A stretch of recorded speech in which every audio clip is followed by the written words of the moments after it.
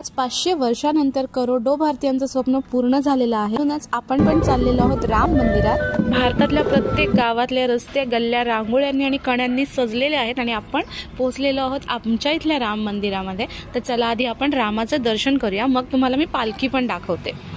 आणि बोला जय श्रीराम। आणि रामाचं दर्शन केल्यानंतर हनुमानाचं दर्शन करायलाच हवं ना। आणि चला आता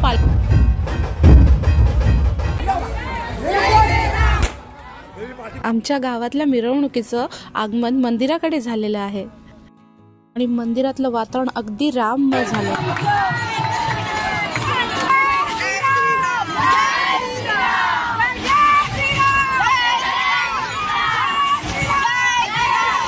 प्रत्येक भारतीयाला अभिमान वाटेल असा हा क्षण होता। त्यानंतर आमच्या पोयनाडच्या मंदिरामध्ये येणाऱ्या प्रत्येक भाविकासाठी सोय होती, ती म्हणजे महाप्रसादाची। खरंच आपण खूप नशीबवान आहोत की आपण हा सोहळा या जन्मात अनुभवू